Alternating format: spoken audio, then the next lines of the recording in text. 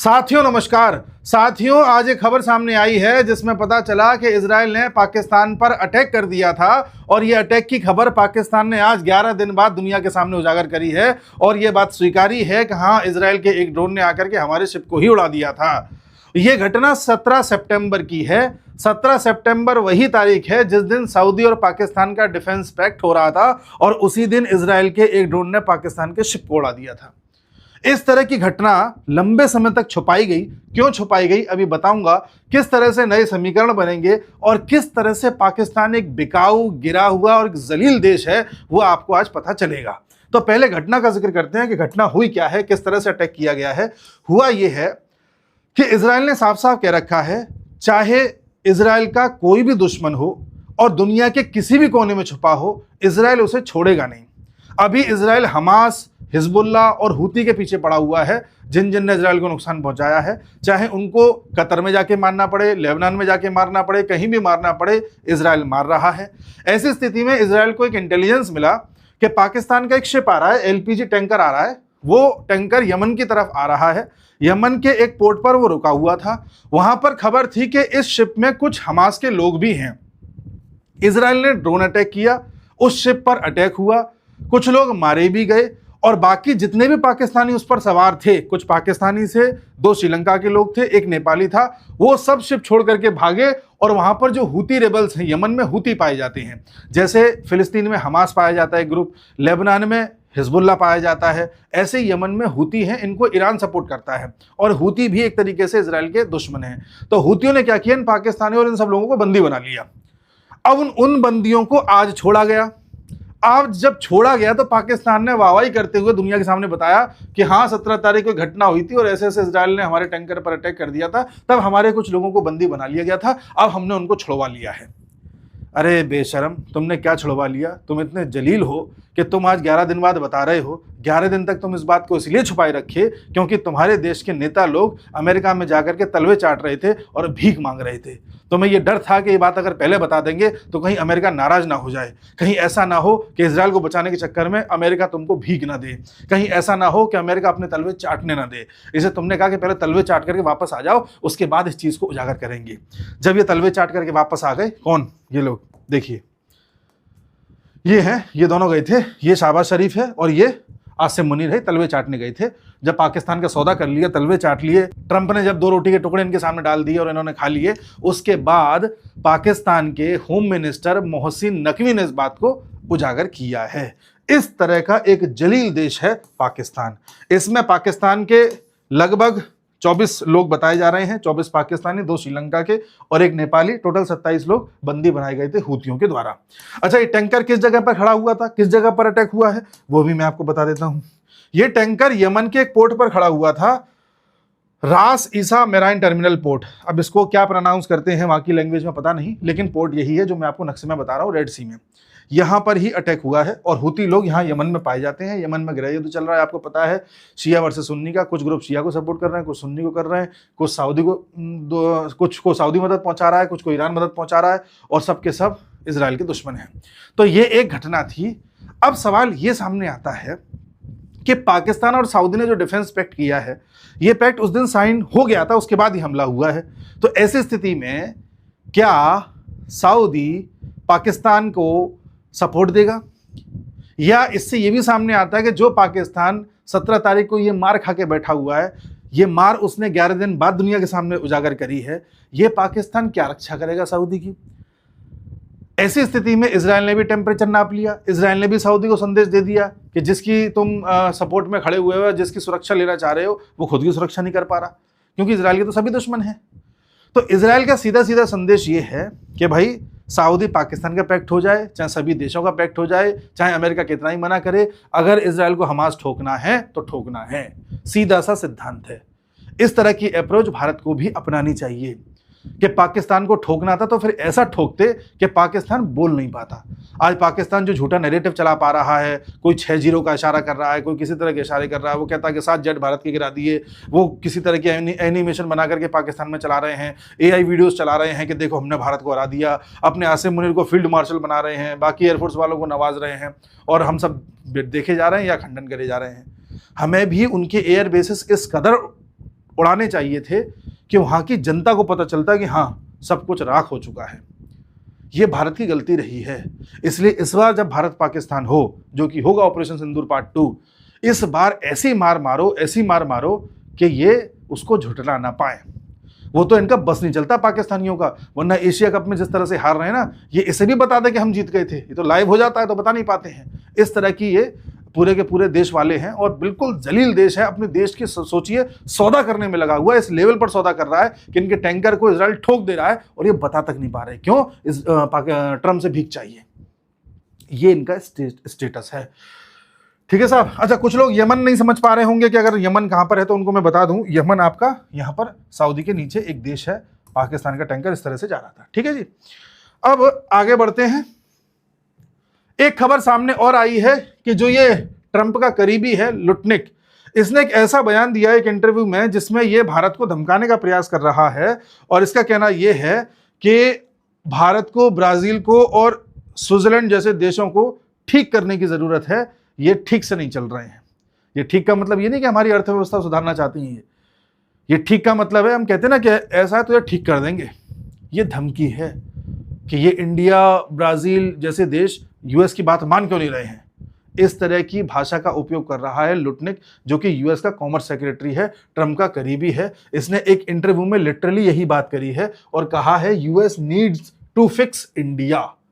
तुम इंडिया को ठीक करोगे। अब साथियों, आपके सामने दो बातें मैं रख रहा हूं। हमारे देश में कुछ लोग हैं जो ये कह रहे हैं कि बताओ इंडिया की फॉरेन पॉलिसी कितनी खराब हो गई है, इंडिया यूएस के साथ संबंध खराब कर रहा है, अरे इंडिया यूएस से संबंध बिगाड़ देगा तो इंडिया की गाड़ी कैसे चलेगी, इंडिया को यूएसए से खराब नहीं करना चाहिए, हमें उसकी ज़रूरत है, हमें उसके सहारे अपने देश को चलाना है।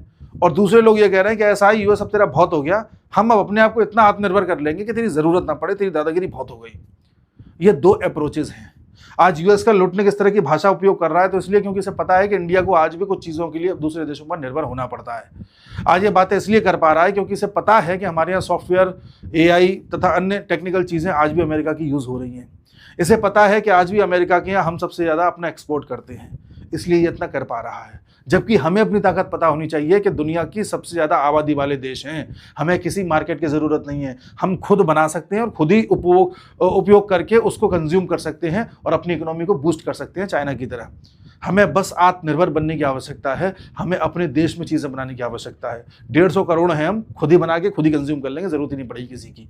तो अमेरिका जैसे देशों को भी सिखाना होगा सबक। इसलिए मैं आपको दोबारा रिपीट कर रहा हूँ वीडियो में कि जितना पॉसिबल हो, मैं ये नहीं कह रहा कि हर चीज़ ना हम कर पाएंगे ना आप कर पाएंगे, क्योंकि अभी उस स्थिति में हम लोग हैं नहीं, पर जितना पॉसिबल हो सके स्वदेशी चीज़ों का उपयोग करें, जितना हो सके। पहले 10 चीज़ विदेशी यूज़ कर रहे थे दिन में, अब 10 में से 8 विदेशी यूज़ कर लो, 2 स्वदेशी तो कम से कम करो। ऐसे धीरे धीरे जन चेतना आगे बढ़ेगी और हमारा देश आत्मनिर्भर होता चला जाएगा। इन जैसों को, ये जो एरोगेंट लोग हैं ना, इन जैसों को सबक सिखाने का यही एक तरीका है। इसी स्थिति में रशिया के जो फॉरेन मिनिस्टर हैं सर्गेई लेवरोव, इन्होंने भी कहा है कि भाई देखिए, इनसे पूछा गया कि भारत रशिया के संबंधों पर क्या असर पड़ रहा है यूएस की पॉलिसीज़ की वजह से, क्या आपको लगता है इंडिया रशिया के संबंध खराब हो जाएंगे। तो इन्होंने कहा कि देखिए भाई, इंडिया और रशिया के जो संबंध है वो कोई इंडिया और यूएस के संबंधों पर निर्भर नहीं करते, हमारे अपने अच्छे संबंध हैं, स्ट्रेटेजिक संबंध हैं, और ये पर्टिकुलरली प्रिविलेज्ड स्ट्रेटेजिक पार्टनरशिप है, हम अपने अलग रिश्ते एंजॉय करते हैं, ऐसा रशिया ने कहा है।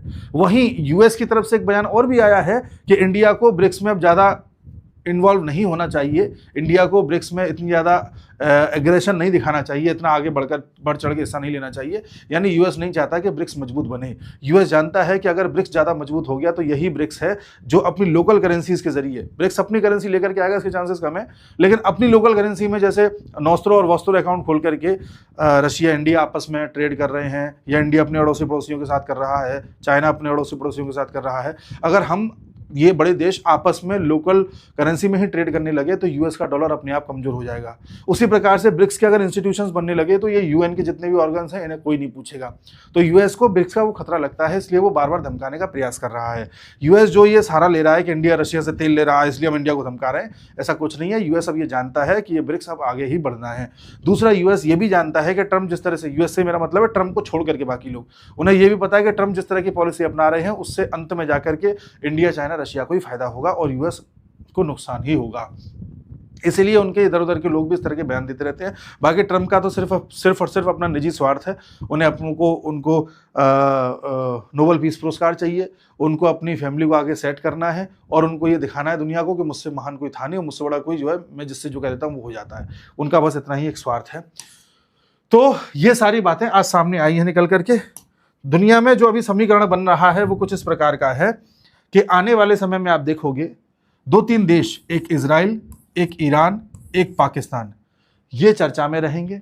उसके अलावा आप देखोगे कि यूएसए जो कोशिश कर रहा है, या कहें कि यूएसए और भारत में जो लंबे समय से बातचीत चल रही है डील को लेकर के, ये डील हो नहीं पाएगी क्योंकि यूएस अपनी शर्तों को लेकर के अड़ा हुआ है, हम अपनी शर्तों को लेकर के अड़े हुए हैं, तो ये डील हो नहीं पाएगी। इसके चांसेस है कि टलती जाए, तो आगे जाके कहाँ पहुंचेगी नहीं कहा जा सकता। भारत यूएस की किसी चीज़ के सामने झुकेगा नहीं। यूएस ज़्यादा से ज़्यादा ये कर सकता है कि सैंक्शन की धमकी दे सकता है। सैंक्शंस अगर ये लगाएंगे तो फिर उसका भी इलाज देखा जाएगा, जहाँ तक कि भारत सरकार उसके लिए भी प्रिपेयर होगी। तो ये सारी चीज़ें हैं। अच्छा, कहीं ना कहीं ऐसा मुझे लगता है, मेरा निजी अध्ययन ये कहता है कि कहीं ना कहीं भारत को ये अनुमान जनवरी से ही था, या कहें कि और पहले से था, कि ट्रंप इस बार आकर के टैरिफबाजी ज़्यादा करेंगे। इसलिए आप देखो भारत सरकार क्या कोशिश कर रही है कि धीरे धीरे हम लोग, यानी कि भारत, अपने यहाँ पर चीज़ों को कंज्यूम ज़्यादा करें। हमें ये नौबती ना आए कि माल दूसरे देश में या यूएस में बेचना पड़े, हम उस माल को खुद ही कंज्यूम कर लें, ऐसा भारत सरकार प्रयास कर रही है। अच्छा, इस माल को हम खुद ही कंज्यूम कब करेंगे? जब हमारे पास पैसा होगा, तभी तो कुछ खरीदने जाएंगे बाजार से, तभी हम उसे यूज़ कर लेंगे, बाहर जा ही नहीं पाएगी वो चीज़, मतलब कम जाएगी। तो हमारे पास पैसा कब होगा? जब हम टैक्स कम देंगे। इसलिए सरकार सबसे पहले, आपने देखा होगा, 12 लाख तक के इनकम टैक्स पर रिबेट लेकर के आई, और जो बजट इस बार आया था उसमें बोला गया कि जिनकी भी इनकम 12 लाख तक है या 12 लाख से कम है, उनको 1 रुपया भी टैक्स नहीं देना। अब जब टैक्स नहीं देना होगा तो कुछ पैसा बच जाएगा, तो आदमी उसे कहीं ना कहीं खर्च करेगा, वस्तुएं खरीदेगा, तो बाहर उतनी चीज़ें बिकने नहीं जाएंगी। तो एक चीज़ थी। दूसरी चीज़ भारत ने जो करी वो जीएसटी की दरें घटा दी हैं, आप देख रहे हैं। तो जीएसटी की दरें घटाने से चीज़ें सस्ती हो जाएंगी, तो हो सकता है आदमी और खरीदने का प्रयास करे। उसके अलावा मोदी जी ने फिर से कहा कि जीएसटी का जो हम कटौती कर रहे हैं टैक्स में, ये भी रुकने वाली नहीं है, इसे और करेंगे, ऐसे संकेत उन्होंने दिए हैं। जितना टैक्स कम करते जाओगे चीज़ें सस्ती होती जाएंगी, लोग खरीदते जाएंगे, कंज्यूमर इकोनॉमी बढ़ती चली जाएगी, और आपका जो माल बच रहा है या जो बिक नहीं पा रहा वो यही कंज्यूम हो जाएगा।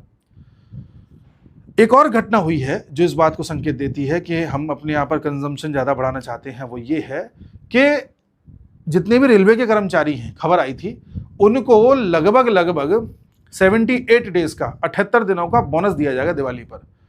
तो ये मान के चलिए आपके लगभग 1.5 महीने का बोनस हो गया। अब किसी को 1.5 महीने की एक्स्ट्रा तनख्वाह मिलेगी तो जाहिर सी बात है कि उसकी भी खरीदी करने हो जाएगा। तो भारत सरकार हर संभव प्रयास कर रही है कि भारत में बनी हुई चीज़ें जो अमेरिका में एक्सपोर्ट होती हैं, कोशिश करो कि आधी से ज़्यादा तो यहीं हम उसे यूज़ कर डालें। फिर भी अगर बच जाती है तो भारत 30 ऐसे देशों से बातचीत कर रहा है अपने इस माल को डाइवर्ट करने के लिए, जिन देशों में अभी उतना माल हमारा एक्सपोर्ट नहीं होता था, जिससे कि जो चीज़ यूएस में नहीं बिक पाएगी महंगी होने की वजह से, वो हम बाकी जगह डाइवर्ट कर देंगे, कुछ खुद कंज्यूम कर लेंगे। और भारत ये भी जानता है कि हम जितना ज़्यादा खुद कंज्यूम करेंगे, हमारी ही इकोनॉमी में वो पैसा जाएगा, पैसा जा करके हमारी ही इकोनॉमी में इन्वेस्ट होगा तो हमारी ही इकोनॉमी में वो आगे बढ़ेगा। आप कहोगे ये बात को समझ में नहीं आई। मैं आपको एक एग्जाम्पल देता हूँ।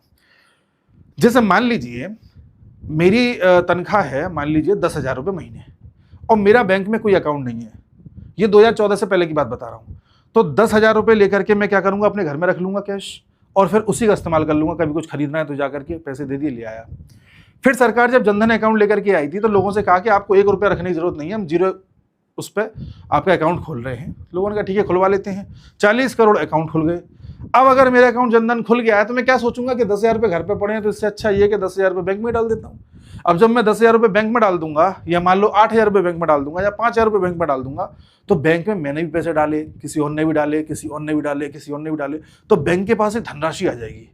अब अगर इस धनराशि का उपयोग करके कोई XYZ पर्सन ये सोचे कि यार मुझे लोन मिल जाए बैंक से, तो वो लोन लेने जाएगा। बैंक पे पैसा होगा, बैंक सस्ती ब्याज पर लोन भी दे देगी। वो आदमी उस लोन से हो सकता है कोई दुकान खड़ी कर ले, या कुछ बिजनेस छोटा सा लगा ले, या कुछ भी कर ले।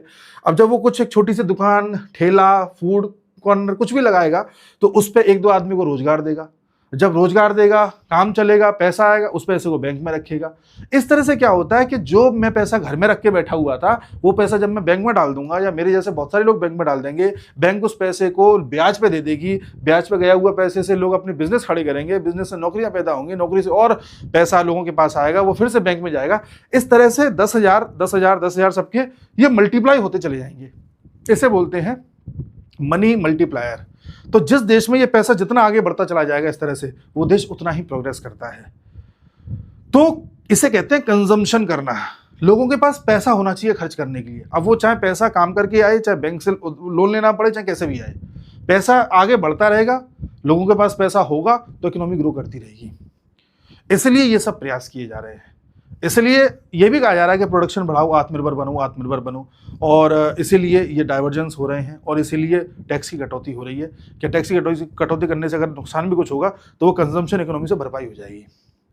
तब जा करके हम उस स्थिति में आ जाएंगे कि इन जैसे, ये तो बढ़िया आदमी है, सॉरी माफ़ी मांग लेते हैं, इन जैसे जो एडमेंट लोग हैं, जो बड़े घमंडी टाइप के लोग हैं, इनको शांत किया जा सकता है। जो कह रहे हैं ना कि इंडिया को ठीक कर देंगे, अरे तुम क्या ठीक करोगे यार, तुम्हें हम ठीक कर देंगे।